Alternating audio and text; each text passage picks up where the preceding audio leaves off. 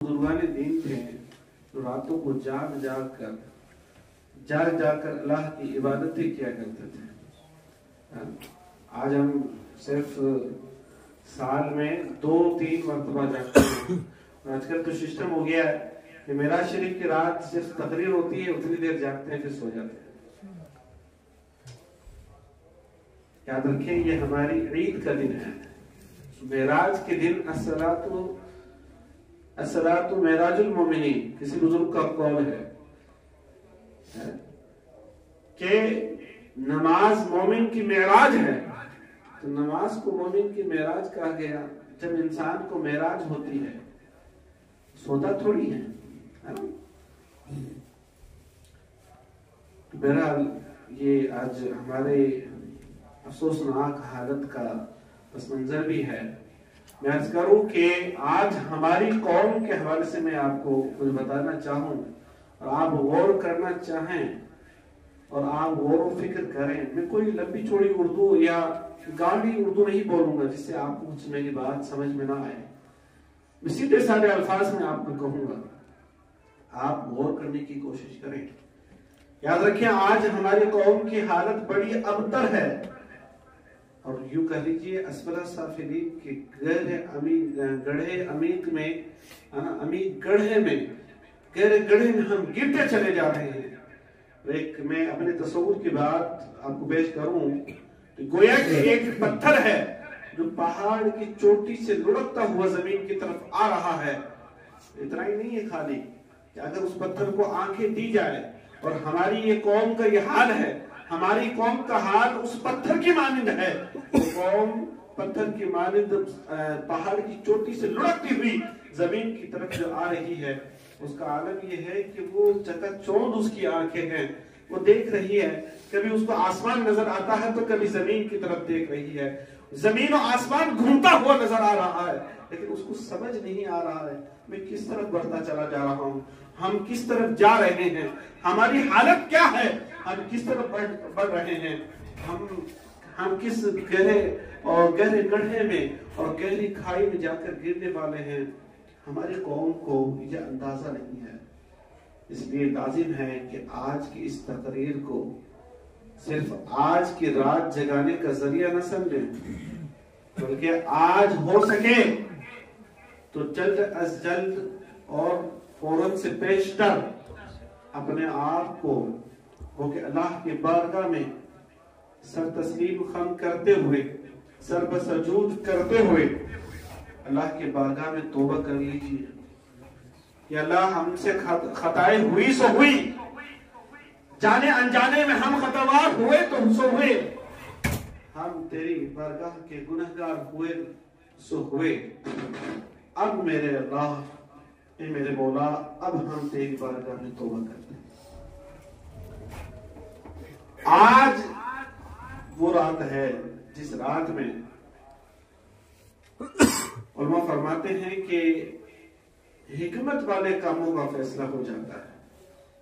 کیا بھروسہ آپ میں اور ہم میں سے کون اگلے سال موجود ہوں کہ نہ ہوں. کس کے بارے میں لکھ دیا جائے گا کہ اس شخص کی موت فلاں مہینے میں فلاں ساعت میں ہونی ہے. تو آپ ذرا تصور کریں کہ آپ کے بارے میں لکھ دیا گیا کہ یہ فلاں صاحب فلاں کنڈیشن میں فلاں گناہ کرتے ہوئے مارا جائے گا، مرے گا، انتقال کرے گا، اس کی روح قبض کی جائے گی. آپ تصور کریں کہ آپ کی کنڈیشن کیا ہوگی، اور آپ کو جب عذاب الہی کے فرشتے گھیر رہے ہوں گے، عذاب الہی کے فرشتے جب نظر آ رہے ہوں گے، اگر گناہ کی کنڈیشن میں، ناپاکی میں، یا کوئی گناہ کبیرہ کرتے ہوئے مارے گئے، کلمہ نصیب نہ ہوا، خدا نہ خواستہ ایمان کی دولت نہ ملی، آپ کے زبان سے کیونکہ کوئی کفر یا جملہ نکل گیا اور اسے کہ اگلے روز آپ کو موت آ گئی، اب بتائیں آپ کیا کریں گے. ساری نیکیاں خراب ہو گئی، سب کچھ برباد ہو گیا، زندگی بھر کی کمائی ختم ہو گئی، زندگی بھر کا اثاثہ لٹ گیا. بتائیے کیا کریں. اللہ کے حضور پہلی شرط ہے، اللہ رب العزت نے قرآن میں فرمایا قد افلح المؤمنون، तहकीक मोमिन कामयाब हो गया। तो कामयाब कौन होने वाली जात है? कामयाब होने वाली जात का नाम मोमिन है। साहिब ईमान ही कामयाब है। और जो ईमान से खाली है, जिसके पास ईमान की दौलत नहीं है, जो ईमान की दौलत से भूखे दूर रहा, ईमान की दौलत जिसे नसीब ना हुई, तो वो कामयाब नहीं है, वो कामयाब नहीं हो सकता, ना ही कामयाब होगा। ज़रात मोहतरम, आज के रात हिकमत वाले अल्लाह ताला फरमाता है।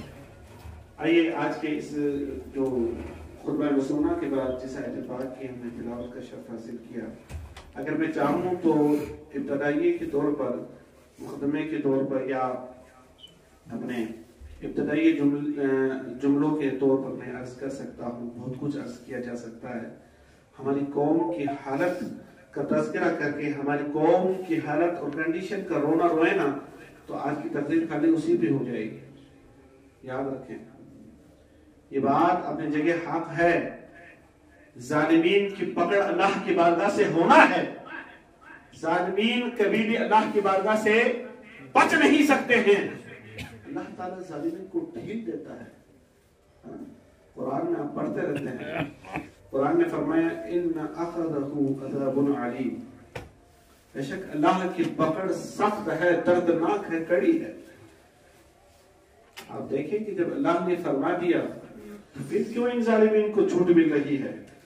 फिर क्यों हमारा मुसलमान भाई पूरी दुनिया में वो के जिल्लत और रुसवाई की जिंदगी जी रहा है? हर कदम कदम पर जिल्लत और रुसवाई की जिंदगी हमें मिल रही है। क्यों? आखिर ऐसा क्यों? हम तो कामयाब लोग हैं ना। याद रखिए, ये हमारी हाथों की कमाई है। ये उन गुनाहों के नताइज हैं जो हमने किए हैं, है ना। ये हमारे हाथों की कमाई है ना। जिन गुनाहों में हम पड़े रहे, जिस गफलत का हम शिकार हुए, उसी का नतीजा ये सब कुछ है। और आज याद रखें, आप गफलत का शिकार रहे, आपकी नस्लें आपके बाद गफलत का शिकार रहेंगी। और एक जुमला और हमेशा याद रखें, आने वाली नस्लें आपको माफ नहीं करेगी। आने वाली नस्लें आपको गाली देकर याद करेगी। मैं ये यूं ही नहीं कह रहा हूं, बहुत सोच समझ के मैंने ये बात कही है। बहुत गौर और फिक्र के बाद मैंने ये बात कही है। अल्लाह के नबी सल्लल्लाहु अलैहि वसल्लम ने इरशाद फरमाया कि एक लम्हा का फिक्र, गौर करना 60 साल की इबादत से बेहतर है। तो गौर और फिक्र करना एक लम्हा का 60 साल की इबादत से बेहतर है। आप जरा बताएं कि आप नमाज पढ़ना चाहते हैं, नमाज पढ़ना शुरू करते हैं, नमाज पढ़ते चले जाते हैं, और आपने मिसाल के तौर पर 60 साल तक नमाज अदा की, और आपको नमाज के फराइज का इल्म नहीं है, नमाज कैसी पढ़ी जाती है आपको इल्म नहीं है, नमाज में वाजिबात क्या है आपको इसका इल्म नहीं है, तो आप बताएं कि आपकी नमाज दुरुस्त होगी? अभी जो नमाज मिसाल के तौर पर वुजू है, वुजू नमाज की कुंजी है ना, हदीस शरीफ में, तो हदीस शरीफ के मुताबिक वुजू नमाज की कुंजी है, और आपको वुजू ही सही से नहीं करना आया, आपने वुजू में गलतियां की, वुजू में जो चीजें फर्ज है उसमें आपने कमियां, आपकी कमी रह गई, तो आपकी नमाज दुरुस्त नहीं होगी। तो याद रखें, आपने 60 साल तक नमाज पढ़ी और 60 साल तक आप नमाज सही नहीं पढ़ पाए, और 60 साल की आपकी इबादत रायगा चली गई, आपका किस्सा खत्म है, आपको कोई सवाब नहीं मिल रहा है। वो अल्लाह की रहमत है कि वो अगर दरियाई रहमत जोश में आ जाए तो माफ फरमा दे। ये हुकूकुल्लाह है, अल्लाह के हुकूक है। अल्लाह चाहे तो माफ फरमा दे, और अल्लाह चाहे तो गिरफ्त फरमाए, तो अगर इंसाफ फरमाए, अदल फरमाए, तो कोई भी वो के बचने वाला नहीं है अपनी नेकियों के बलबूते पर। बहरहाल, तो मैं अर्ज कर रहा था, एक लम्हे का गौर और फिक्र करना 60 साल की इबादत से कैसे बेहतर है। आपने गौर किया, एक दिन बैठे हुए साहब, हम नमाज पढ़ते हैं इमाम साहब के पीछे, नमाज पढ़ना शुरू करते हैं, इमाम साहब बुलंद आवाज से अल्लाहु अकबर कहकर कुछ देर खामोश रहते हैं, फिर नमाज के बाद कुछ देर खामोश रहने के बाद امام صاحب تلاوت کرنا شروع کرتے ہیں اور تلاوت بھی سیدھا اعوذ باللہ بسم اللہ نہیں پڑھتے ہیں بلکہ سیدھا سورہ فاتحہ سے شروع کرتے ہیں، پھر کوئی سورت پڑھتے ہیں. یہ کیا معاملہ ہے؟ آپ نے غور، میں مثال پیش کر رہا ہوں تو آپ نے غور کی یہ کیا معاملہ ہے، اور آپ نے غور کرنے کے بعد امام صاحب سے رابطہ کیا، حضرت یہ کیا معاملہ، مجھے سمجھ میں نہیں آیا کہ میں اکیلا پڑھوں تو چپ چاپ پڑھوں، آپ نماز پڑھائیں تو بلند آواز سے جہری نماز پڑھائیں، تو یہ کیا معاملہ ہے؟ اور آپ تو اعوذ باللہ بسم اللہ بھی نہیں پڑھتے نماز میں، صرف سورہ فاتحہ سے شروع فرماتے ہیں. تو امام صاحب آپ سے کہیں گے جناب من، آپ غور کریں، آپ سمجھیں اس بات کو، شریعت کا مسئلہ ہے کہ آپ کو ثنا آہستہ پڑھنا ہے اور اعوذ باللہ بسم اللہ کو آہستہ پڑھنا ہے، پھر سورہ فاتحہ کو آپ کو بلند آواز سے جہری نماز میں جب آپ جماعت کروا رہے ہوں، آپ جماعت میں امام ہوں، جب آپ کو سورہ فاتحہ بلند آواز سے پڑھنا ہے، پھر اس کے ساتھ 3 آیتیں یا 1 آیت 3 آیتوں کے برابر ہو یا کوئی سورت آپ کو پڑھنا ہے، یہ ضروری ہے. اس طریقے پہ آپ نماز پڑھیں گے.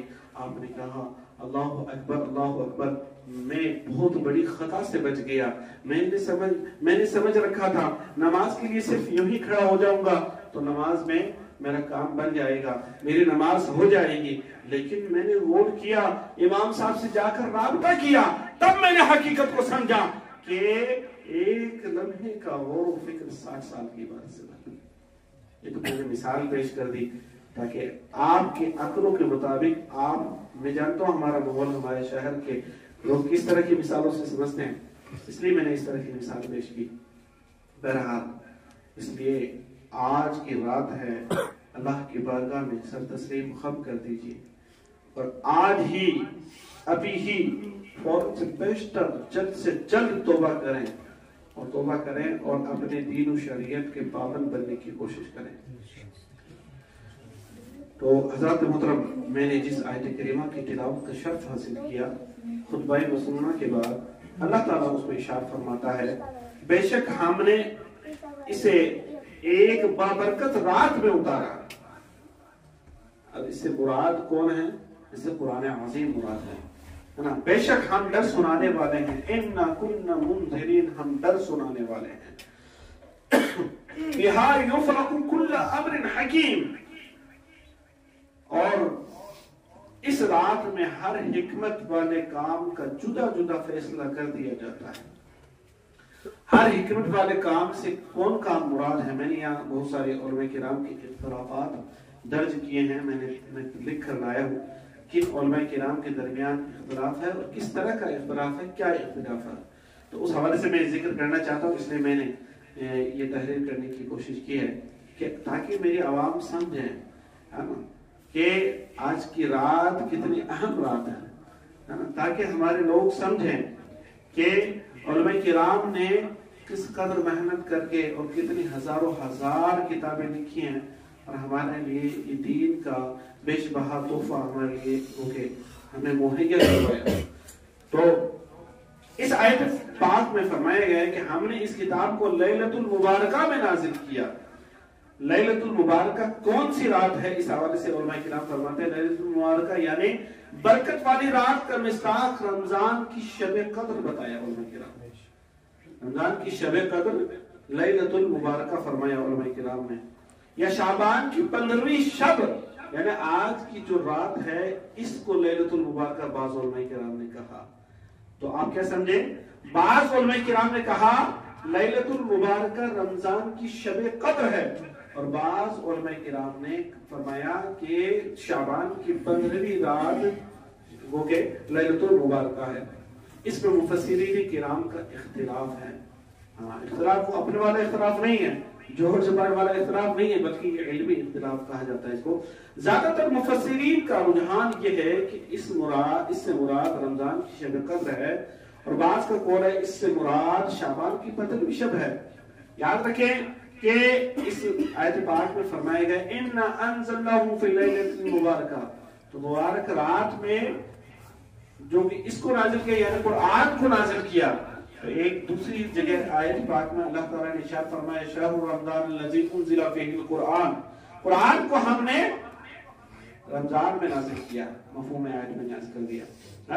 اور اور سورہ قدر میں بھی فرمایا اِنَّا أَنزَلْنَاهُ فِي لَيْلَةِ الْقَدْرِ وَمَا أَدْرَاكَ مَا لَيْلَةُ الْقَدْرِ، ہے نا؟ تو لیلۃ القدر کے اندر قرآن کو اللہ نے نازل فرمایا، اور میں کرام فرماتے ہیں اس لیے بات سمجھ میں آتی ہے کہ لیلۃ المبارکہ جو رات ہے وہ رمضان کی شب قدر کو کہا گیا ہے، لیکن اس کے باوجود کچھ علماء کرام نے اپنے اپنے آراء پیش کیے، میں حوالے کے ساتھ ان کو ذکر کرنے کی کوشش کرتا ہوں، سماعت کریں۔ امام ابو الحسن ماوردی متوفہ 450 ہجری نے بھی ان دونوں روایات کو بیان کیا ہے۔ النکتۃ والعیون، النکت والعیون کتاب جو ان کی ہے اس میں انہوں نے ذکر کیا۔ امام حسین بن مسعود بغوی 516 ہجری معالم التنزیل اپنی تفسیر میں لکھتے ہیں، اپنی تفسیر میں لکھتے ہیں، کیا لکھتے ہیں کہ قتادہ اور ابن زید نے کہا کہ اس رات سے مراد لیلۃ القدر ہے، یعنی رمضان کی شب قدر مراد ہے۔ اللہ تعالیٰ نے لوح محفوظ سے آسمانی دنیا کی طرف، لوح محفوظ سے آسمانی دنیا کی طرف اس قرآن کو لیلۃ القدر میں نازل کیا۔ یہ فرما رہے ہیں کہ لیلۃ القدر میں اللہ تعالیٰ نے یک بار ہی ایک ساتھ پورا قرآن لوح محفوظ سے آسمانی دنیا کی طرف اللہ تعالیٰ نے نازل فرما دیا۔ اب وہاں سے حضرت جبرائیل علیہ السلام کو حکم ہوتا، حکم کے مطابق وہ حضور علیہ السلام کی بارگاہ میں لے کر حاضر ہو جاتے ہیں، ٹھیک ہے؟ تو یہ معاملات رہتے ہیں۔ تو یہ امام حسین مسعود ابن مسعود بغوی رحمۃ اللہ علیہ کا قول ہے نا؟ انہوں نے فرمایا پھر 23 سال تک جبرائیل علیہ السلام حضور نبی کریم صلی اللہ علیہ وسلم پر حسب ضرورت تھوڑا تھوڑا کر کے نازل کرتے رہے، اور دوسروں نے کہا اس سے مراد شعبان کی 15ویں شب ہے۔ امام بغوی نے یہ اختلاف درج فرمایا ہے، ٹھیک ہے؟ اب امام حافظ ابن کثیر رحمۃ اللہ تعالی علیہ فرماتے ہیں کہ 774 میں آپ کا وصال ہوا۔ یہ فرماتے ہیں اپنی تفسیر القرآن العظیم یعنی تفسیر ابن کثیر میں فرماتے ہیں کہ اس رات سے مراد لیلۃ القدر ہے۔ اکرمہ رضی اللہ عنہ سے روایت ہے کہ یہ شعبان کی 15ویں شب ہے۔ حضرت اکرمہ فرماتے ہیں کہ شعبان کی 15ویں شب ہے جو قرآن میں ذکر فرمایا نا، لیلۃ المبارکہ، ہم نے اس کو نازل کیا لیلۃ المبارکہ میں۔ یہ قرآن میں جو فرمایا گیا نا، تو یہ شعبان کی 15ویں رات یعنی آج کی رات ہے نا، یہ اکرمہ فرماتے ہیں، اور ان کی یہ حدیث مرسل ہے۔ اب یہ سماعت فرما لیں کہ مرسل حدیث کسے کہتے ہیں؟ مرسل حدیث وہ حدیث ہے جس کا سلسلہ سند کسی صحابی پر ٹوٹتا ہے، یعنی کوئی تابعی صحابی کو چھوڑ کر روایت کرے۔ کوئی تابعی ہے، تابعی کسے کہتے ہیں؟ جنہوں نے صحابی کی ایمان کی حالت میں زیارت کی ہو۔ اب اس تابعی نے روایت کیا کہ حضور پاک صلی اللہ علیہ وسلم نے ارشاد فرمایا، تو اس کا مطلب کیا ہے؟ وہ حدیث مرسل ہے، صحابی کا ذکر انہوں نے بیچ میں نہیں کیا، تو حدیث کیا ہے؟ مرسل ہے۔ حضور نبی کریم صلی اللہ علیہ وسلم سے روایت کریں تابعی تو اسے کہیں گے حدیث مرسل۔ جبکہ قرآن مجید میں تصریح ہے کہ یہ شب قدر ہے۔ اکرمہ بیان کرتے ہیں کہ رسول اللہ صلی اللہ علیہ وسلم نے فرمایا کہ ایک شعبان سے دوسرے شعبان تک زندگی کی مدت منقطع ہو جاتی ہے، یعنی لکھ دیا جاتا ہے ایک شعبان سے دوسرے شعبان کے درمیان لکھ دیا جاتا ہے کہ فلاں شخص اس سال زندہ رہے گا کہ مر جائے گا، اس کی موت کا فیصلہ کر دیا جاتا ہے۔ تو یہ وہ کہ حدیث پاک سے ثابت بھی ہے نا، حتیٰ کہ ایک شخص نکاح کرتا ہے، اس بات سنا رہا ہوں میں، ترجمہ سنا رہا ہوں اس بات کا، حتیٰ کہ ایک شخص نکاح کرتا ہے اور اس کے یہاں بچہ پیدا ہوتا ہے، بچہ ہوتا ہے اس کے یہاں، اور اس کا نام مردوں میں لکھا ہوا ہوتا ہے، اس نے ابھی شادی کی ہے، اللہ نے اولاد کی نعمت سے مالا مال کر دیا ہے، لیکن شعبان کی 15ویں شب لکھ دیا گیا ہے کہ اگلے سال یہ شخص زندہ نہیں رہے گا، اپنے بچے کی تربیت نہیں کر پائے گا۔ کتنی عظیم رات ہے جس رات میں ہم عبادت اور ریاضت میں جس رات کو گزاریں، اس رات کا یہ ہونا چاہیے کہ خلوص للہیت سے ہمیں اس رات کو گزارنا چاہیے، صرف علماء کرام کی تقاریر کے ذریعے ہی اپنے اس رات کو پار نہیں کر لینا چاہیے، نہیں گزار لینا چاہیے۔ یاد رکھیں علماء کرام تو آپ کو نصیحت کرتے ہی ہیں، ہے نا، اصل مقصد ہے آپ کے دلوں میں خلوص للہیت کی دولت پیدا کر دینا۔ ہم چاہتے ہیں کہ آپ کو خلوص للہیت کی وہ دولت مل جائے جو ہمارے بزرگوں نے حاصل کی تھی، ہے نا، جو خلوص اور دل سے اللہ کی عبادت ہمارے بزرگوں نے کی ہے، وہ عبادتیں ہمیں مل جائیں، وہ طریقہ کار، وہ خلوص و الہیت اللہ تعالی ہمیں نصیب کر دے۔ بس یہی علماء کرام کا مقصد اور منشا ہوتا ہے۔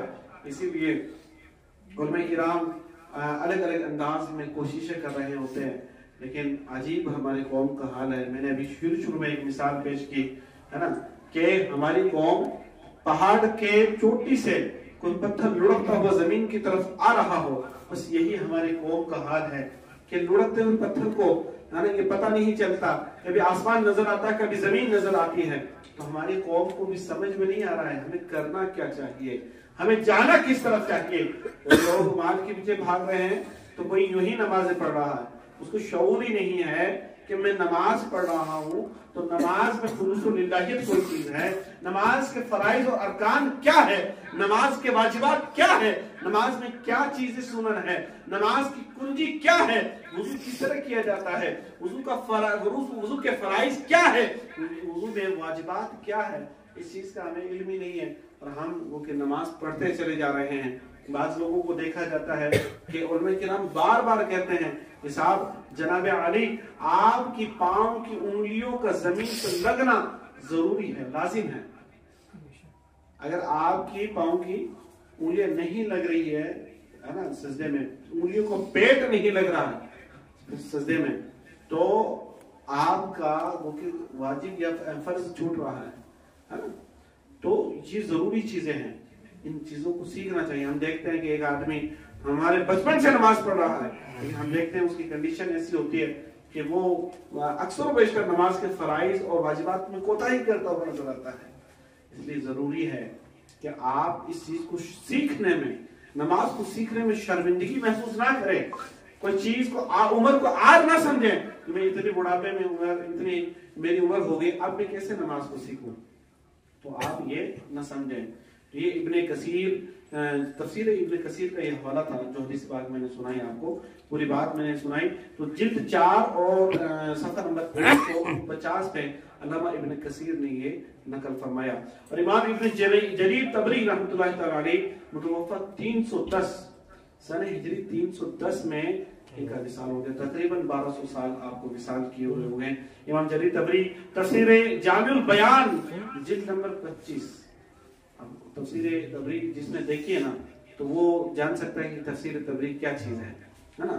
تو اس کی صفحہ نمبر 109 پر انہوں نے سند کے ساتھ یہ روایت درج فرمائی ہے، رقم فرمائی ہے کہ اللہ تعالیٰ کے فرمان فیہا یفرق کل امر حکیم، اس شب میں ہر حکمت والے کام کا فیصلہ کر دیا جاتا ہے نا، ہر حکمت والے کام کا فیصلہ کر دیا جاتا ہے۔ یہ دخان کی آیت پاک ہے کہ تفسیر میں حضرت اکرمہ فرماتے ہیں، اس کی تفسیر میں، اس آیت پاک کی تفسیر میں حضرت اکرمہ فرماتے ہیں، ان سے مروی ہے کہ شعبان کی 15ویں رات میں 1 سال کا حال لکھ دیا جاتا ہے۔ شعبان کی 15ویں رات یعنی آج کی رات میں 1 سال کا حال لکھ دیا جاتا ہے، اور زندوں کا نام مردوں میں بدل دیا جاتا ہے۔ اللہ اکبر، زندوں کا نام مردوں میں بدل دیا جاتا ہے، اور حج کرنے والوں کا نام لکھ دیا جاتا ہے۔ پھر سال بھر اس میں کمی ہوتی ہے، نہ کوئی اضافہ ہوتا ہے، سال بھر پھر اس فیصلے میں کوئی چینجنگ نہیں ہوتی ہے، کوئی بدلاؤ نہیں ہوتا ہے۔ اس لیے کہا جاتا ہے اے بھائیوں، اے میرے عزیز و اقارب، اے میرے دوستو، آج کی رات جی بھر کر اللہ کی بارگاہ میں توبہ کر لیجئے، اللہ کی بارگاہ میں اپنے گناہوں سے معافی مانگیے، اپنے گناہوں سے توبہ کیجئے، اپنے گناہوں پہ شرمندگی کا اظہار کیجئے۔ آج کی رات اپنے بھائیوں عزیز و اقارب سے معافی مانگیے۔ اگر کسی طریقے سے آپ سے حقوق العباد میں کوئی خطا ہوئی ہے، حقوق العباد میں کوئی کمی رہ گئی ہے، یعنی جو آپ کے بھائی کا حق ہے آپ اس کو ادا کرنے میں کوتاہی کہیں آپ کی رہ گئی ہے، کہیں آپ کی کوتاہی ہو گئی ہے، کہیں آپ کے بھائی کا فرض ادا کرنے میں کوئی کمی رہ گئی ہے، یاد رکھیں جب تک وہ بھائی معاف نہیں کرے گا تب تک اللہ کی بارگاہ سے آپ کو معافی نہیں ملنی ہے۔ اس لیے آج کی شب معاف کروا لیں، ضروری ہے نا۔ آج کے اب لوگ کیا کرتے ہیں کہ صاحب میسج بھیجتے ہیں، میسج لکھتے ہیں کہ آج میری کوئی بھی خطا ہو، اگر جانے انجانے میں میں نے کچھ کیا ہو، تو اب کیا ایک میسج لکھا اور جتنے بھی واٹس ایپ پہ اس کے گروپس ہیں یا جتنے بھی لوگ اس کے ایڈ ہیں اس کے واٹس ایپ پہ ہیں، تمام کو وہ کہ کمیونٹی یا تو گروپ بنا دیا یا پھر وہ کہ اس کو کیا کہتے ہیں، ایک ساتھ بھیج دیتے ہیں اس کو، ہے نا، ہاں اسٹیٹس پہ لگا دیتے ہیں، یا تو اسٹیٹس پہ لگا دیتے ہیں۔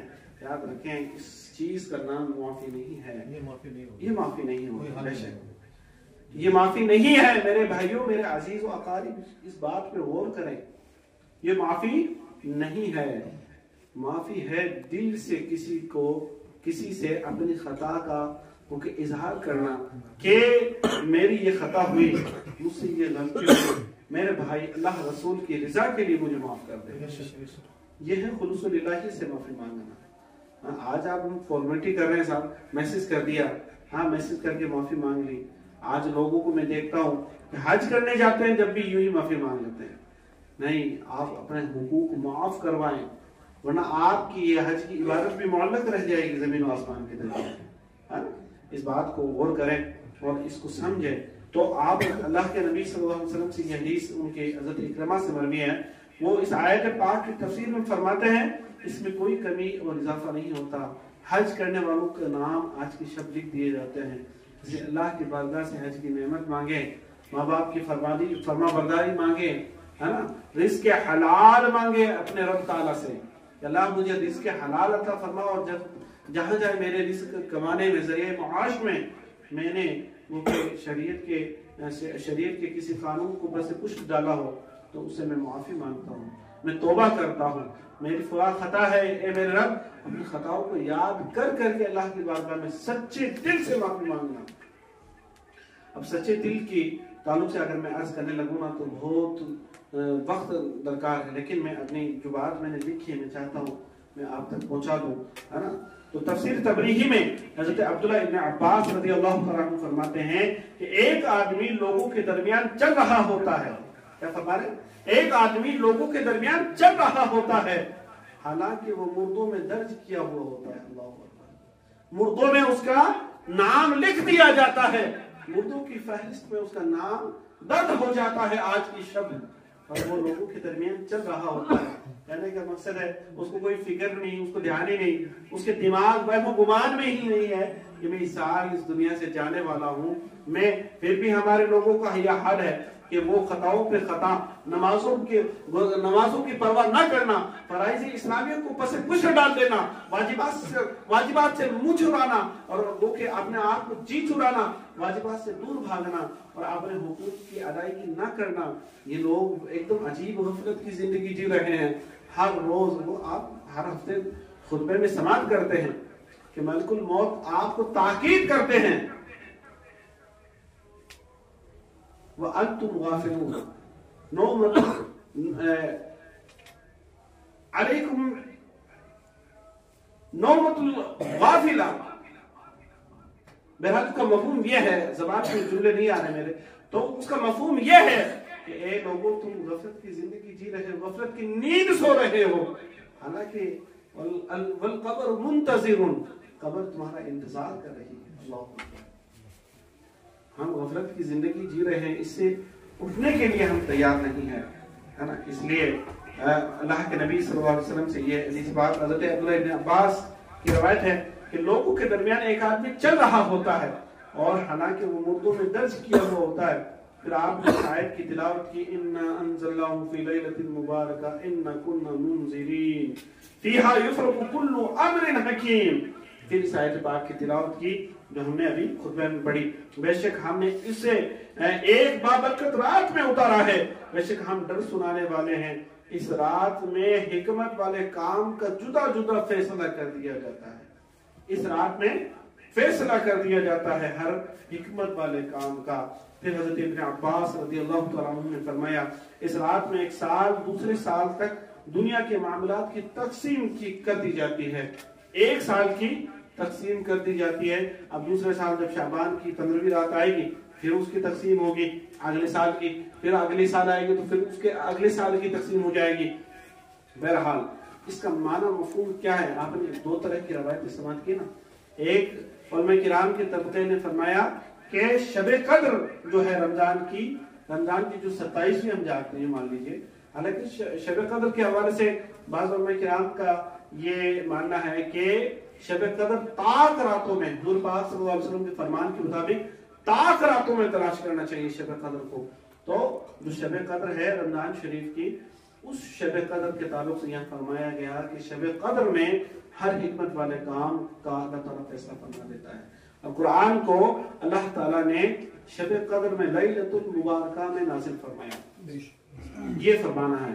اور بعض علماء کرام نے یہ فرمایا کہ نہیں، شعبان کی 15ویں رات ہی کو وہ کہ شب لیلۃ المبارکہ کہا گیا ہے، شب برات ہی کو لیلۃ المبارکہ قرآن نے کہا ہے، اسی میں ہر حکمت والے کاموں کا فیصلہ ہو جاتا ہے۔ اس حوالے سے دونوں میں تطبیق کیا ہے میں عرض کر دیتا ہوں، آپ سماعت فرمائیں۔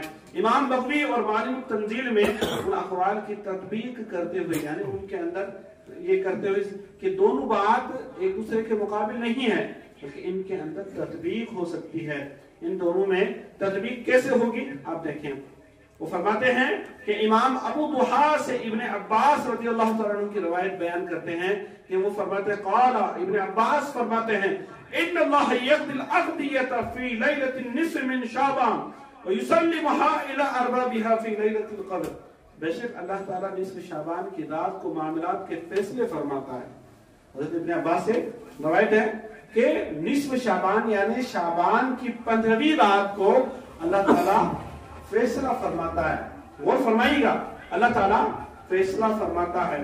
اور لیلۃ القدر میں یعنی شب قدر جو ہے رمضان کی 27ویں رات، اپنی زبان میں کہہ دوں آپ کو سمجھانے کے لیے کہ رمضان کی 27ویں رات میں اللہ تعالیٰ نصف شعبان کی یعنی شعبان کی 15ویں رات میں اللہ تعالیٰ حکمت والے کاموں کا فیصلہ فرماتا ہے۔ اور آگے فرمایا کہ لیلۃ القدر میں ان فیصلوں کے ان کے اصحاب کے سپرد کر دیتا ہے۔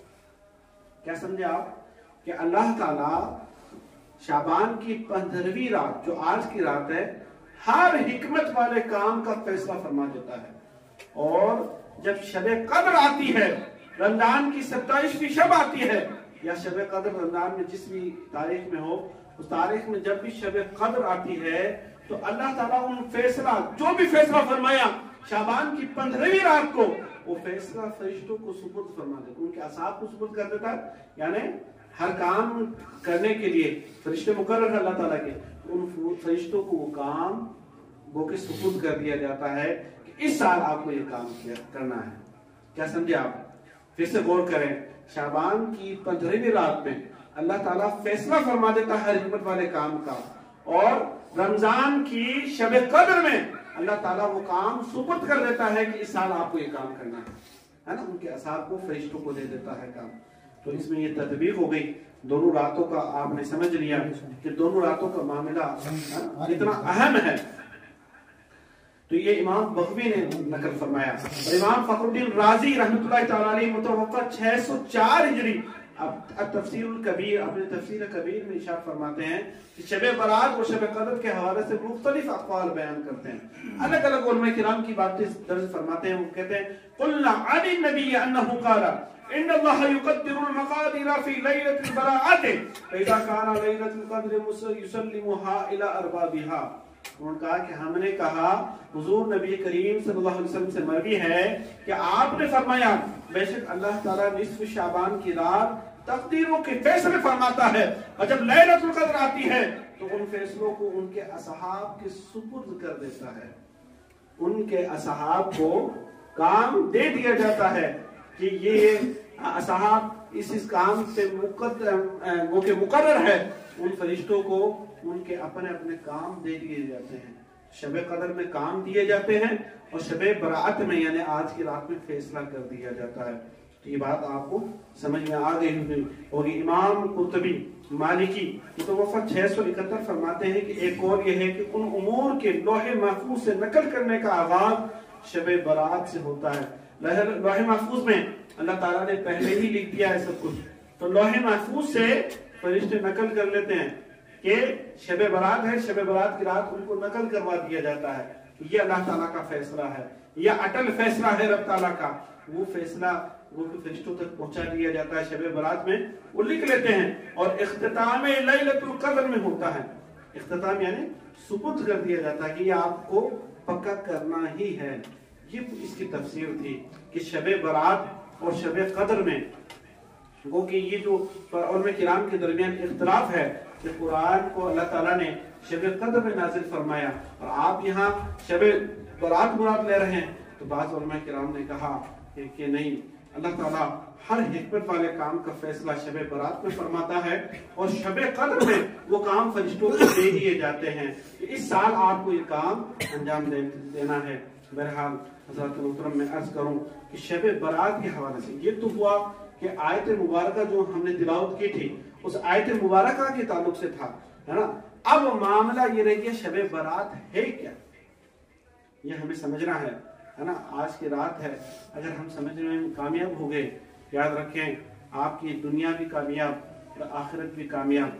اب جو میں معاملہ پیش کرنے جا رہا ہوں، شب برات کو شب برات کیوں کہتے ہیں، اس کی وجہ کیا ہے، اور اس کے نام اور کیا کیا ہے شب برات کے، اور کیا کیا خاصیتیں ہیں۔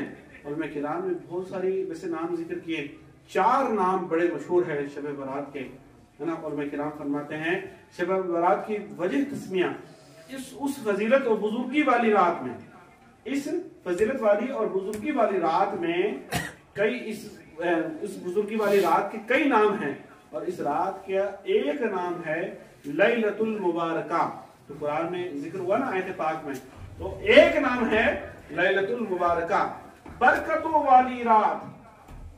آج کی شب اتنی بابرکت ہے کہ حضرت علی کرم اللہ تعالی وجہ الکریم سے روایت ہے کہ رسول اللہ صلی اللہ علیہ وسلم نے فرمایا کہ جب شعبان کی 15ویں رات ہو تو اس میں قیام کرو اور اس کے دن کو روزہ رکھو، بس بے شک اللہ تعالیٰ اس رات میں غروب آفتاب کے وقت سے، سورج ڈوبنے کے بعد سے لے کر، سورج ڈوبنے کے بعد رات شروع ہوتی ہے، سورج ڈوبنے کے بعد سے لے کر غروب آفتاب کے وقت سے ہی آسمانی دنیا کی طرف اپنی شان کے لائق، اپنے شایان شان نزول فرماتا ہے، رحمتوں کا نزول فرماتا ہے، اور فرماتا ہے کوئی مغفرت طلب کرنے والا، ہے کوئی مغفرت طلب کرنے والا کہ میں اس کو بخش دوں، ہے کوئی، آج کی رات اللہ تعالیٰ یہ ندا فرماتا ہے نا، ہے کوئی مغفرت طلب کرنے والا جسے میں بخش دوں، اور ہے کوئی رزق مانگنے والا کہ میں اس کو رزق عطا کر دوں، ہے کوئی آزمائش میں مبتلا کہ میں اسے اس آزمائش سے نجات عطا کر دوں، ہے کوئی رزق مانگنے والا جسے میں رزق عطا کر دوں، ہے کوئی مصیبت اور آلام کی زندگی سے آزمائش میں مبتلا جو نجات چاہتا ہے، تو آج کی شب اس نجات کو مانگ لے، اللہ تعالیٰ کی بارگاہ سے نجات آپ کو نصیب ہو جائے گی۔ اللہ اکبر۔ پھر یوں ہی فرماتا رہتا ہے، پھر رب تعالیٰ یوں ہی فرماتا رہتا ہے یہاں تک کہ فجر طلوع ہو جاتی ہے۔ اس حدیث کی تشریح میں امام ابن ماجہ نے اس حدیث پاک کو روایت کیا، تو یہ کیا لیلۃ المبارکہ یہ رات ہے، برکت والی رات ہے۔ آج کی شب برکت مانگ لو، آج کی شب آپ چاہتے ہیں کہ میرے گھر میں برکتوں کا نزول ہو، برکتوں کا ظہور ہو، میری زندگی میں برکت ہو، تو 2 رکعت ہے نا زندگی میں برکت کی نیت سے آپ پڑھ سکتے ہیں، جو مغرب کے بعد پڑھے جاتے ہیں ویسے تو، لیکن آپ پوری شب میں بھی پڑھ سکتے ہیں، اور آپ 2 رکعت رزق حلال کی نیت سے بھی پڑھ سکتے ہیں، اور 2 رکعت اپنے والدین کی عمر میں درازگی کی بھی پڑھ سکتے ہیں۔ اگر آپ ہمارے طرح بدنصیب ہیں، ہے نا، آپ کے والدین میں سے کوئی ایک دنیا سے جا چکا ہے، تو آپ وہ کہ خود کو درازگی عمر کے لیے پڑھیں، اور والدین کی مغفرت کی نیت سے بھی آپ 2 رکعت پڑھ سکتے ہیں کہ اللہ آج کی رات کے اس بابرکت رات کے سبب میرے والدین کی مغفرت فرما دیں، میرے والدین کی خطاؤں کو معاف فرما دیں، ان کے صغائر اور کبائر کو معاف فرما دیں، ان کی لغزشوں اور ان کی خطاؤں کو معاف فرما دیں، ہے نا۔ یہ آج کی شب ہے، رب تعالیٰ یہ ندا فرماتا ہے۔ اور دوسرا اس رات کا جو نام ہے لیلۃ البراءت، لیلۃ البراءت کہتے ہیں دوزخ سے بری ہونے اور آزادی ملنے کی رات، دوزخ سے بری ہونے اور آزادی ملنے کی رات ہے آج کی رات۔ آج کی رات بڑی اہم رات ہے نا. اللہ تعالیٰ نے, میں نے حدیث پاک آپ کے سامنے ابھی پیش کی کہ حضرت علی سے روایت ہے, اللہ تعالیٰ ندا فرماتا ہے کوئی مغفرت طلب کرنے والا جسے مغفرت دے دوں, جس کو میں بخش دوں, ہے کوئی رزق حلال مانگنے والا میں اسے رزق حلال عطا کر دوں, ہے کوئی آزمائش اور آلات میں مبتلا ہونے والا اسے میں معاف کر دوں, اسے نجات عطا فرما دوں, ہے نا. لیکن لیلۃ البراۃ آپ دیکھیں نا کہ حضرت مالک ابن دینار رحمۃ اللہ تعالی علیہ کا واقعہ بڑا مشہور واقعہ ہے. آپ سماعت کرتے رہتے ہوں گے, مالک ابن دینار, ہے نا, کسی نے آپ کو کہہ دیا کہ آپ کی بیماری ہے جو جاتی نہیں ہے, تو یہ شراب کے نشے سے, شراب سے چلی جائے گی, ہے نا. آپ شراب پئیں تو یہ بیماری چلی جائے گی. تو آپ نے شراب پینا تھوڑا لیا, تو لینے کے بعد آپ عادی ہو گئے, دھیرے دھیرے شراب پینے لگے, اولاد کوئی تھی نہیں. تو اللہ تعالیٰ نے ایک بیٹی کی نعمت رحمت عطا فرما دی آپ کو, ایک بیٹی آپ کو عطا فرما دی. اب وہ بیٹی بڑی ہوتی 3 سال کی ہو گئی. 3 سال کی ہونے کے بعد آپ کو اس بچی سے اتنی محبت, آپ نشے میں ہوتے لیکن اس بچی کو کچھ نہیں کہتی. وہ بچی آپ کے اوپر کھیلتی اور رات کو اور آپ کو پریشان کرتی تھی, لیکن آپ شراب کے نشے میں بھی اسے کچھ نہیں کہتے.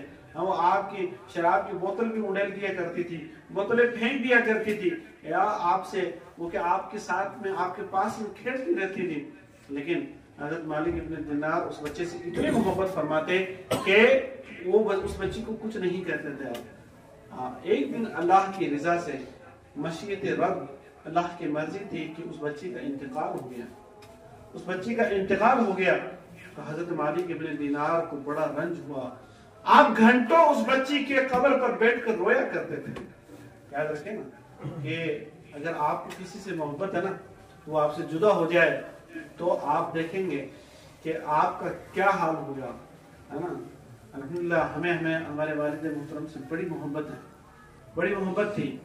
آج بھی 1 سال سے زیادہ ہو گیا وقت, لیکن آج بھی یوں لگتا ہے کہ ابھی وہ یہی ہیں, ابھی ہمارے پاس آئیں گے.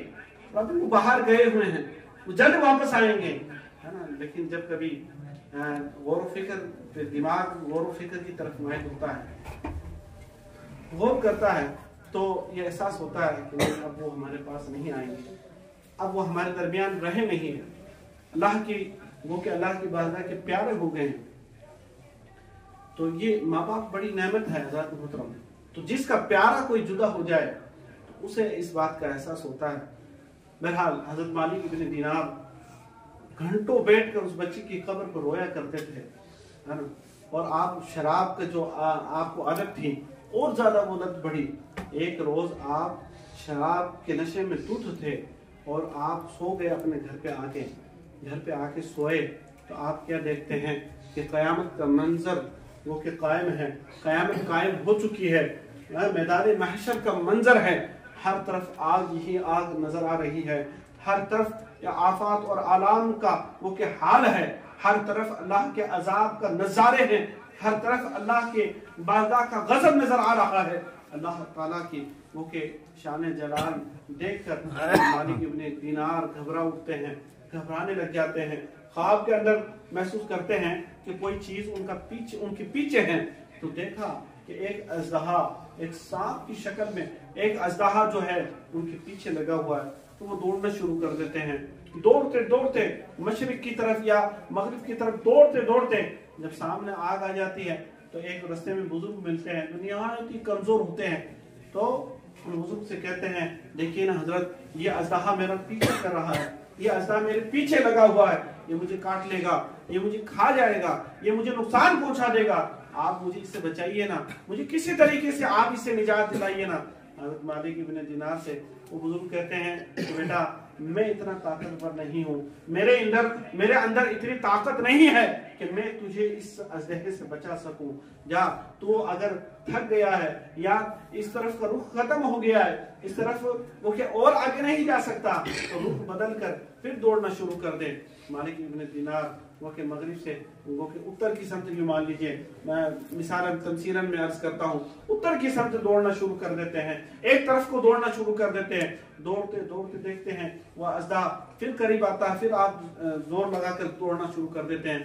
جب آپ دوڑتے دوڑتے پھر اسی بزرگ سے ملاقات ہوتی ہے تو اس بزرگ سے عرض کرتے ہیں حضرت مجھے کسی طریقے سے اس آفت سے نجات دلائیے، اس بلا سے میرا پیچھا چھڑائیے، کسی طریقے سے مجھے نجات ملے، آپ کوئی کرم فرما دیجئے، آپ کوئی راستہ بتا دیجئے مجھے۔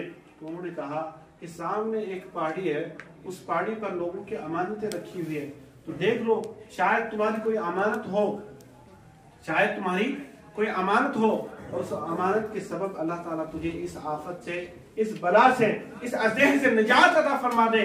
تو حضرت مالک ابن دینار دوڑ کر پہاڑی کی طرف پہنچتے ہیں، اور جب دروازے پر پہنچتے ہیں، اس پہاڑی کے دروازے پہنچے تو دروازہ کھول دیا گیا کہ مالک ابن دینار کو آنے دو، ان کی ایک امانت ہے یہاں پر۔ تو مالک ابن دینار جب اوپر چڑھتے ہیں، جب اندر داخل ہوتے ہیں اس دروازے سے، اور جانے کے بعد مالک ابن دینار دیکھتے ہیں کہ وہ جو بچی 3 سال کی عمر میں جو ان کی بچی انتقال کر گئی تھی، رضائے الہی کے لیے، مشیت الہی پہ آپ راضی رہے، اور آپ نے دل سے اللہ تعالیٰ کی بارگاہ کی، اللہ کی مشیت پر آپ راضی ہو گئے کہ اللہ کی مرضی ہے کہ یہ بچی مجھ سے جدا ہو گئی ہے نا۔ تو آپ نے صبر کیا اللہ کی رضا کے لیے۔ صبر کرنے کے بعد مالک ابن دینار جب یہ خواب دیکھتے ہیں، خواب میں جب بچی کے سامنے پہنچتے ہیں تو بچی آگے بڑھ کر وہ بچی سے کہتے ہیں کہ دیکھو بیٹا، یہ اژدہا میرا پیچھا کر رہا ہے، یہ اژدہا مجھے نقصان پہنچا دینا چاہتا ہے، نقصان کر دینا چاہتا ہے، اور یہ مجھے نقصان پہنچا دے گا، کسی طریقے سے مجھے اس سے بچایا جائے۔ تو اس بچی نے آگے بڑھ کر اس اژدہے کی طرف ہاتھ بڑھایا، تو وہ اژدہا اس بچی کا ہاتھ دیکھ کر واپس پلٹ گیا۔ تو اس بچی نے، اس بچی کو آپ نے کہا کہ اے بیٹا، تجھے یہ طاقت، یہ پاور کہاں سے ملی؟ اس نے کہا یہ پاور اور یہ طاقت اللہ کی جانب سے ہے۔ اور بابا، کیا اب بھی وہ وقت نہیں آیا کہ ایمان والے اللہ کی طرف رخ کریں، اللہ کی بارگاہ کی طرف متوجہ ہو، اللہ کی بارگاہ کی طرف متوجہ ہو؟ تو مالک ابن دینار اتنا سننا تھا، خواب میں بیدار ہو جاتے ہیں، آنکھ کھلتی ہے، دیکھتے ہیں کہ کوئی میدان محشر قائم نہیں ہے، محشر کا کوئی میدان قائم نہیں ہے، اور میں اپنے بستر پر آرام کر رہا ہوں، میں اپنے بستر پر سو رہا ہوں، اور سونے کے عالم میں دیکھ رہے ہیں کہ میں نے جو کچھ دیکھا، جو کچھ نظارہ میرے رب کی ذات نے مجھے کروایا، یہ سب خواب ہے۔ اور جب بیدار ہوتے ہیں پورا جسم پسینے سے شرابور ہوتا ہے، اور اٹھ کر اللہ کی بارگاہ میں سر و سجود ہو جاتے ہیں، سر و سجود ہو کر اللہ کے بارگاہ میں توبہ کرتے ہیں۔ اور یہ مالک ابن دینار جو وقت کا شرابی تھا، جس نے وہ کہ شراب پینے میں نام کمایا تھا، لیکن وقت کا ولی کامل بن کر دکھاتا ہے۔ یہ ولی کامل کو ولایت کاملہ کس طرح نصیب ہوئی ان کو؟ یاد رکھیں، جب آپ توبہ کر رہے تھے، اللہ کے بارگاہ میں سر و سجود تھے، تو یاد رکھیں جس رات میں وہ اٹھ کر توبہ کر رہے تھے، وہ شعبان کی 15ویں رات تھی، جس رات میں اللہ تعالیٰ نے آپ کی توبہ کی۔ اللہ اکبر۔ بڑی آپ سرد معنی سے سن رہے ہیں، میں سمجھتا ہوں اس بات کو، لیکن اگر آپ غور کریں نا، بڑی کام کی بات ہے کہ حضرت مالک ابن دینار شرابی میں، شراب میں مبتلا رہتے تھے، ہر وقت شراب کے نشے میں چور رہا کرتے تھے، ہے نا، ان کو اللہ تعالیٰ نے اس رات میں معافی دی، تو ایسی معافی دی کہ آپ کو ولایت کاملہ عطا فرما دی۔ کوئی معمولی بات نہیں ہے حضرات محترم، آج کی رات کی بڑی خصوصیات ہے، لیکن کچھ بد نصیب، میرا وقت ہو گیا ہے، لیکن میں جلدی بس چند باتیں عرض کر دیتا ہوں، آپ غور سے سماعت فرمائیں کہ آج کی رات بھی چند بد نصیب لوگ ایسے ہیں جن کو اللہ تعالیٰ معاف نہیں فرماتا ہے، لیکن رب تعالیٰ کی رحمت، آج کی رات کو لیلۃ الرحمہ بھی کہا جاتا ہے۔ اگر رب تعالیٰ کی رحمت چاہے، اگر بخشنا چاہے، تو مالک ابن دینار جیسے شرابی کو بھی وہی قابل کی درجے پر پہنچا دیتا ہے۔ اور آپ علماء کرام کی بارگاہ سے رابطہ کریں تو علماء کرام فرمائیں گے آج کی رات اللہ تعالیٰ مشرک کو معاف نہیں فرمائے گا، شرک کرنے والے کو اللہ تعالیٰ معاف نہیں فرمائے گا۔ قرآن میں فرمایا الشرک لظلم عظیم، شرک ظلم عظیم ہے، شرک کو اللہ تعالیٰ کبھی معاف نہیں فرمائے گا، ہے نا۔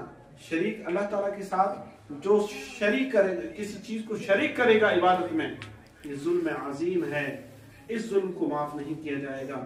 اس پہ اگر میں آپ کو گفتگو کروں اور آپ کو سمجھانے کی کوشش کروں شرک کیا ہے، اس کی تفصیل کے بعد ہمارے بلال بھائی کو ابھی سے ابھاسی آ رہی ہے، جمائی آ رہی ہے ان کو، تو میں سوچتا ہوں کہ شاید یہ ان کے نیند کا وقت ہو گیا ہے، لیکن میں عرض کروں کہ شرک کے حوالے سے اگر میں عرض کروں کہ شرک کیا ہے، شرک کیا چیز ہے، پھر میں آپ کو بتاؤں شرک کن کن چیزوں میں آپ شرک ہو سکتا ہے نا۔ اللہ کی بارگاہ میں لوگ کن کن چیزوں کو شریک ٹھہراتے ہیں، اور شریک ٹھہراتے ہیں تو ان کا انجام کیا ہوگا۔ اگر پوری بات کروں نا تو خالی اس شرک پر آدھا گھنٹہ 40 منٹ کا بیان الگ سے ہو سکتا ہے۔ بہرحال میں آگے بڑھ جاتا ہوں۔ تو بغض اور کینہ رکھنے والا، حسد کرنے والے کو اللہ تعالیٰ آج کی رات معاف نہیں فرمائے گا۔ حسد کرنے والا، اللہ کے نبی صلی اللہ علیہ وسلم نے ارشاد فرمایا، بس حضور پاک کی حدیث پیش کر کے اگلے جملے پہ چلا جاتا ہوں۔ فرمایا کہ حسد سے بچو، کیونکہ حسد نیکیوں کو اس طرح کھا جاتا ہے جس طرح سوکھی لکڑی کو آگ کھا جاتی ہے۔ حسد آپ کے دل میں پیدا ہو گیا تو آپ کو اڑتا ہوا آدمی بھی ٹیڑھا نظر آئے گا کہ ٹیڑھا اڑ رہا ہے، سمجھا۔ حسد آپ کے درمیان نہیں ہونا چاہیے۔ حسد آپ کے دل میں اگر جگہ پا گیا ہے، یقین جانیے آپ تو علماء کرام تو آپ کو بتاتے ہوں گے، لیکن میں بتاؤں صوفیہ کرام جو خانقاہی نظام ہے وہ اس کو بہت ہی بڑا اور بہت ہی غلیظ مرض تصور کرتے ہیں کہ بڑا قبیح اور بہت برا مرض ہے حسد۔ حسد میں مبتلا ہوئے تو آپ اگر 7 مرتبہ بھی وہ کہ سمندر میں یا تالاب میں ڈبکی لگا کر پاک ہوں گے نا، پھر بھی آپ کے اندر حسد والا کچھ نہ کچھ کمی نکال دے گا، کیونکہ حسد بہت بری چیز ہے۔ اور میں کرام فرماتے ہیں، بلکہ صوفیہ کرام فرماتے ہیں، حسد معمولی چیز نہیں ہے، حسد دل کی بیماری ہے، اور جس کو لگ گئی تو اب اس سے پیچھا چھڑانا ناممکن ہے۔ تو وقت کا ولی کامل ہی ہوگا جو آپ کو اس سے نجات عطا فرما دے گا۔ آپ کو نجات حسد سے اللہ کا ولی ہی دے سکتا ہے، یا اللہ کے ولیوں کی بارگاہ ہی دے سکتی ہے۔ اب دیکھیں نا، اب اللہ والوں کی زندگی دیکھیں گے تو حسد سے پاک ہوتی ہے ان کی زندگی، ہے نا۔ اب ان کی زندگیوں کی بے شمار میں مثالیں آپ کو دے سکتا ہوں، ہے نا، کہ وہ ایک مقام ان کا ایسا آتا ہے کہ وہ حسد کرنا، عام آدمی حسد میں مبتلا ہو جاتا ہے، لیکن اللہ والے حسد میں مبتلا نہیں ہوتے، ہے نا، بلکہ وہ رشک کی دولت ملتی ہے اللہ تعالیٰ کی طرف سے۔ وہ کہتے ہیں، وہ دعا کرتے ہیں، اللہ جو میرے بھائی کو تو نے دولت عطا فرمائی ہے وہ اس میں اور اضافہ فرما، اور ویسی دولت مجھے بھی عطا فرما۔ یہ ہے رشک، حسد کے مقابل میں یہ بولا جاتا ہے۔ بہرحال تو یہ آگ کو اس طرح، نیکیوں کو اس طرح کھا جاتا ہے جیسے آگ لکڑی کو کھا جاتی ہے۔ اور تیسرا جو ناقابل فراموش جو چیز علماء کرام نے حدیث پاک سے ذکر فرمائی، یہ کہ آج کی سب کسی کو ناحق قتل کرنے والا، ناحق قتل کرنے والے کو اللہ تعالیٰ معاف نہیں فرمائے گا، قاتل کو آج کی رات اللہ تعالیٰ معاف نہیں فرمائے گا۔ حضرت عبداللہ ابن عمر رضی اللہ عنہ سے مروی ہے کہ رسول اللہ صلی اللہ علیہ وسلم نے ارشاد فرمایا، اللہ تعالیٰ 15ویں شعبان کی شب کو اپنے مخلوق کی طرف التفات فرماتا ہے، توجہ فرماتا ہے، نظر رحمت فرماتا ہے۔ اللہ تعالیٰ اپنے مخلوق کی طرف نظر رحمت فرماتا ہے، اور کینہ پرور اور قاتل کے سوا اپنے بندوں کو، تمام بندوں کو بخش دیتا ہے۔ کینہ پرور جو بغض رکھتا ہے دل میں، بغض اور حسد یہ ایک مترادف الفاظ مان لیجئے، تھوڑا فرق ہے لیکن میں عرض کر دیتا ہوں کہ مترادف الفاظ کے قریب ہیں، ہے نا۔ اور قاتل کے سوا اپنے تمام بندوں کو معاف فرما دیتا ہے۔ قتل شریعت میں بہت بڑا گناہ ہے، یاد رکھیں۔ اللہ تعالیٰ نے تو قرآن میں یہ فرمایا، جس نے اگر کسی ایک جان کو ناحق قتل کیا اس نے پوری انسانیت کا قتل کیا، اور اگر کسی نے ایک ناحق قتل کیے جانے والے کو بچا لیا قتل ہونے سے، اس نے پوری انسانیت کو بچا لیا۔ سبحان اللہ، قرآن کہتا ہے، ٹھیک ہے۔ تو قتل کرنا بہت بڑا جرم ہے۔ اس سے یہ ہمارے، ہے نا، آج کے نوجوانوں کو سیکھنا چاہیے کہ آپ کا دین کیا درس دیتا ہے۔ آج کا نوجوان اتنا زیادہ گرم خون کا ہے کہ ان کو فوراً غصہ آتا ہے، جیسے کہ وہ خون پی جائیں گے کسی کا، اتنا زیادہ غصہ آتا ہے۔ یہ کم ظرفی کی علامت بھی ہے، یاد رکھیں، اپنے اندر ظرف پیدا کریں، اپنے دین کا درس سیکھنے کی کوشش کریں، اپنے دین کے بزرگان دین جو ہے آپ کے ہے نا جو صوفیہ قیام ہے ان کی زندگی پڑھنے کی کوشش کریں، اور اگر ذہن نصیب آپ کو آپ کے مرشد کی صحبت مل جائے، اپنے پیر کی صحبت مل جائے تو اس صحبت میں رہیے، پھر آپ کو پتا چلے گا کہ ظرف کس چیز کا نام ہے، اعلیٰ ظرفی کس طرح پیدا ہوتی ہے، اعلیٰ ظرفی جب پیدا ہو جاتی ہے تو انسان کس طریقے سے اپنے غصے کو کنٹرول کر لیتا ہے، حسد کی بیماری سے نجات پا جاتا ہے، تکبر جیسی بیماری اس کا کچھ نہیں بگاڑ سکتی ہے، گھمنڈ جیسی بیماری اس کو بالکل، یاد رکھیں تکبر، گھمنڈ اور حسد یہ دل کی بیماریاں ہیں۔ صوفیہ کرام فرماتے ہیں جب ایک بار لگ جاتی ہے پھر آدمی کو اس سے جلدی سے نجات نہیں ملتی ہے، اللہ والے کی بارگاہ ہی اس سے نجات دلا سکتی ہے۔ تو آج کی رات قاتل کو وہ کہ معافی نہیں ملے گی۔ اور چوتھا جو شخص گنایا تو علماء کرام فرماتے ہیں حدیث کے مطابق شراب نوشی کرنے والا، ہمیشہ شراب پینے والے کو کبھی بھی اللہ تعالیٰ معاف نہیں فرمائے گا، آج کی رات اور رحمت الہی سے محروم رہے گا شرابی جو ہوگا۔ اگر سچے دل سے کوئی توبہ کرے نا تو میں کہتا ہوں کہ آج کی رات میں معافی مل جائے گی، لیکن سچے دل سے توبہ کریں۔ شراب ایک ایسی عادت ہے جو خاصیت حسد اور بغض اور کینہ والے کی ہے، تکبر گھمنڈ والے کی جو عادتیں ہوتی ہیں نا، جس طرح وہ دل سے جاتا نہیں ہے جلدی سے، ویسے ہی شراب نوشی کی عادت ہوتی ہے، ایک بار لگ جاتی ہے نا تو جلدی سے پیچھا چھڑا نہیں سکتا بھائی۔ شراب نوشی بہت بڑی بہت کبھی بیماری ہے اور مسلمانوں میں بہت زیادہ پائی جاتی ہے، اس لیے اگر شراب نوشی پہ تقریر کی جائے اور شراب نوشی پہ بیان کیا جائے تو مجھے لگتا ہے کہ بہت سارے لوگ ہے نا نکل پڑیں گے کہ صاحب سید صاحب یا عالم دین جو ہے ہم لوگوں کے پیچھے پڑے ہوئے ہیں۔ بہرحال عرض کرنے کا مقصد یہ ہے کہ ہماری قوم میں بھی شراب خوری سود خوری کی طرح عام ہو گئی ہے۔ سود خوری جس طرح لوگ سود خوری کو ہے نا صرف منافع سمجھتے ہیں اور سود خوری کو آسانی سے ہے نا کام دھندا نہیں چل رہا تو سود لے لیا ہے نا، تو یہ بہت آسان سمجھتے ہیں اس کو، سود خوری بھی بہت بڑا جرم ہے۔ تو شراب نوشی کو کرنے والا، شراب پینے والے کو اللہ تعالیٰ معاف نہیں فرمائے گا۔ پانچواں والدین کا نافرمان، والدین کا جو نافرمان ہوگا اس کو بھی آج کی رات معافی نہیں ملے گی۔ بس ایک عرض کر دیتا ہوں کہ علماء کرام فرماتے ہیں کہ قیامت کے دن ایک شخص نیکیوں کا انبار لے کر اللہ کی بارگاہ میں پہنچے گا، بہت ساری نیکیاں ہوگی اس کے پاس، پہاڑوں کی شکل میں اس کو وہ کہ نیکیاں اس کے نامہ اعمال میں لکھی ہوئی ہوگی، لیکن ایک ترازو میزان کے ایک پلڑے پہ ایک پرچہ رکھا جائے گا، ساری نیکیاں ایک طرف، وہ پرچہ اس میں بھاری پڑ جائے گا، وہ کہے گا اللہ تعالیٰ کی بارگاہ سے حکم ہوگا اس کو جہنم رسید کر دیا جائے، جہنم بھیج دیا جائے۔ تو جب فرشتے لے جانے لگے اس نے کہا باری تعالیٰ یہ تو بتا دی اس پرچے میں تھا کیا؟ تو اللہ تعالیٰ فرمائے گا کہ زندگی میں ایک مرتبہ تم نے اپنے والدین کی نافرمانی کی تھی، یہ وہی نافرمانی ہے جو تیری نیکیوں میں تھی۔ اللہ اکبر، تو بہت بڑی بات ہے۔ آج ہمارے بچے والدین سے برگشتہ نظر آتے ہیں، خاص کر بالخصوص شادی کرنے کے بعد والدین سے بھاگتے ہوئے نظر آتے ہیں۔ یاد رکھیں والدین جیسی نعمت جس کے پاس ہوتی ہے نا اسی کو اس بات کی، اس چیز کی قدر ہوتی ہے، یا آج یوں کہہ لیجیے ہمیں ہماری کم ظرفی ہے یا ہماری لا علمی یا ہماری جہالت ہے کہ ہم اس نعمت عظمیٰ کی قدر نہیں کر پاتے ہیں۔ جن کے والدین دنیا سے چلے جاتے ہیں نا تو انہیں اس چیز کی قدر ہوتی ہے، لیکن چلے جانے کے بعد اس نعمت ہے نا، وہ کہتے ہیں نا کہ بھئی والدین ہوتے ہیں، والد صاحب ہوتے ہیں تو والد صاحب کے سامنے آپ اپنا ٹکڑا سنا سکتے ہیں، ان سے جا کر اپنی ہر پریشانی بتا سکتے ہیں، وہ کچھ نہیں تو دعا ضرور کر دیں گے، لیکن جب ان کی یاد آتی ہے نا تو آدمی بے چین ہو جاتا ہے۔ جس کے والد نہیں ہیں اس سے پوچھئے جا کر کہ جب راتوں کو وہ پریشان ہوتا ہے کاروبار کے سلسلے میں یا کسی پریشانی میں پھنس گیا ہے، جس والد سے جا کر وہ مشورہ کرتا تھا نا وہ والد آج ہے نہیں اس کے پاس، کس سے جا کے کہیں؟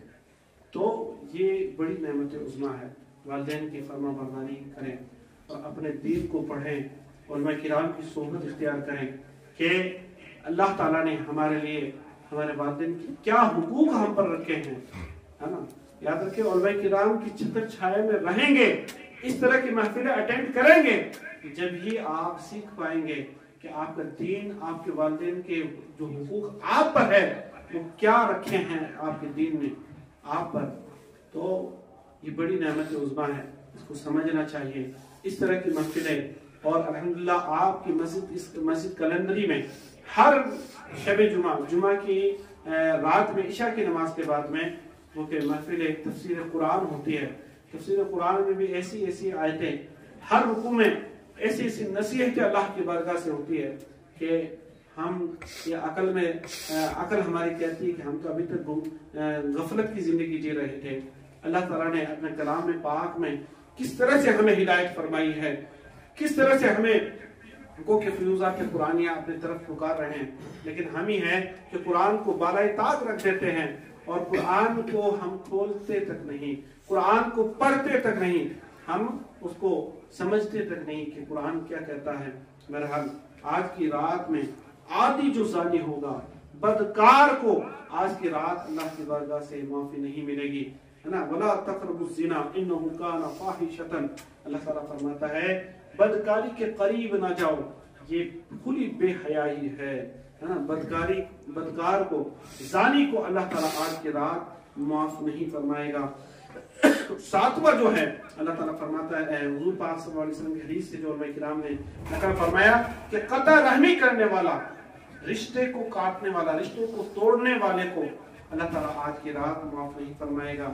اور آٹھواں جو فرمایا مجسمہ سازی، پتلے بنانے والا، ہے نا، بت بنانے والا یا پرستش اور احترام کے لیے تصویریں بنانے والے کو اللہ تعالیٰ آج کی رات معاف نہیں فرمائے گا۔ اور نوواں جو میں نے یہاں لکھا ہے نا، تو ہمارے خلیل بھائی کی مسکراہٹ کے ساتھ میں عرض کر دیتا ہوں کہ نوواں جو اللہ یہاں لکھا ہے میں نے، وہ چغل خور، ہے نا، چغلی کھانے والے کو اللہ تعالیٰ معاف نہیں فرمائے گا۔ چغلی کیا ہے؟ چغلی اور غیبت یہ لگتا تو ایک ہی طرح ہے، لیکن غیبت یہ ہے کہ بندے کی پیٹھ پیچھے وہ برائی کی جائے جو اس کے سامنے بیان کی جائے گی تو اس کو برا لگے گا، یہ غیبت ہے نا۔ اور یہی اس کو ذلیل کرنے کے لیے آپ کریں تو وہ چغلی ہے، فرق کرتے ہیں۔ اللہ تعالیٰ ہمیں وہ کہ ہدایت عطا فرمائے اور آج کی اس شب کی قدر کرنے کی توفیق عطا فرمائے۔ یاد رکھیں، میں نے دادا حضور کا قول جہاں سے میں نے شروع کیا تھا، میں نے نقل کیا تھا، دادا حضور اکثر فرمایا کرتے تھے، ہر شب قدر شد اگر قدر بدانی، ہر رات شب قدر بن سکتی ہے اگر آپ اس کی قدر کریں۔ اللہ تعالیٰ ہمیں ان راتوں کی قدر کرنے کی توفیق عطا فرمائے، اس فانی دنیا کے مقاصد کو سمجھ کر اس دنیا میں رہنے کا سلیقہ عطا فرمائے اور شریعت مطہرہ کا ہمیں عامل بنائے اور شریعت مطہرہ پر چل کر زندگی گزارنے کا جذبہ ہمیں اللہ تعالیٰ عطا فرما دے۔ اللہ تعالیٰ ہمارے نسلوں میں شریعت مطہرہ پر عمل اور شریعت مطہرہ کے اوپر چل کر وہ کہ زندگی گزارنے کا وہ کہ انہیں شعور عطا فرما دے۔ ہماری نسلوں میں اللہ تعالیٰ عشق مصطفیٰ کی دولت عطا فرمائے، ہماری نسلوں کو اللہ تعالیٰ خدمت دین کرنے کی توفیق عطا فرمائے، اور ہمیں اور ہماری نسلوں کو اللہ تعالیٰ وہ کہ مسلک اعلیٰ حضرت، مسلک اہل سنت پر قائم دائم رہنے کی توفیق عطا فرمائے۔ السلام علیکم و رحمۃ اللہ۔